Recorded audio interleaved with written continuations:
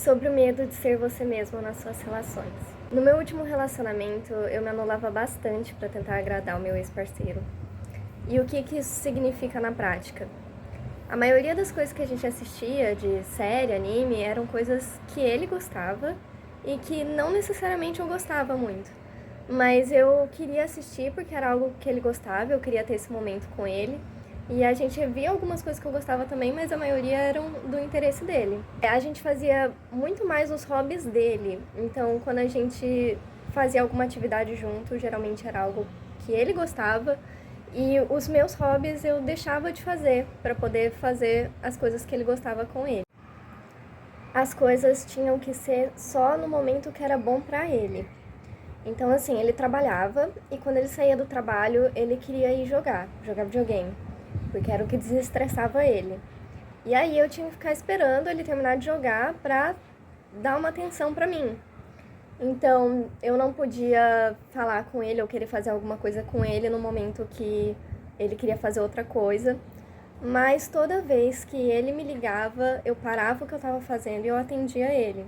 E ele ficava um tempão conversando comigo. E assim, era uma coisa que eu abdicava bastante, sabe? Eu parava mesmo de fazer o que eu estava fazendo pra dar essa atenção pra ele, porque pra mim era uma coisa que eu priorizava. Só que isso não era recíproco. Ele me procurava quando ele estava disponível e eu tinha que estar disponível pra ele o tempo todo. Toda vez que tinha alguma coisa que me incomodava, que estava entalado na minha garganta e eu queria falar pra ele, eu morria de medo, porque as reações dele eram muito explosivas. A culpa sempre voltava pra mim, mesmo que eu não tivesse culpa de nada. E esse medo era bem ruim, porque assim, era uma sensação que ele ia terminar comigo por qualquer coisa que eu falasse. E eu sempre tentava ser compreensiva, tentava escutar quando ele tinha algo para me dizer, e eu não sentia esse retorno. Era sempre como se eu estivesse pisando em ovos mesmo. E o que tudo isso traduz? Que eu sentia que eu precisava me encaixar no que ele esperava que eu fosse e às vezes modificar certos aspectos de mim, né? Então ter gostos que eu não tinha, ter certos comportamentos e estar sempre disponível para que ele me amasse. Então eu não podia ser eu mesma para ser aceita.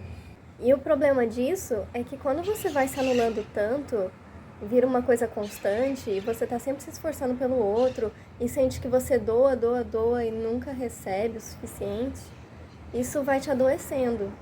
De verdade, você vai ficando mais deprimida, seu humor vai lá pra baixo, sua energia cai. Então, assim, é muito prejudicial. Não é legal estar numa relação onde você sente que o tempo todo tem que estar servindo pro outro o que ele quer, porque você tem que levar em consideração as suas necessidades, o que você quer. E o importante é manter o equilíbrio de tudo, né? Fazer coisas que os dois gostem, poderem conversar em momentos que sejam bons para os dois.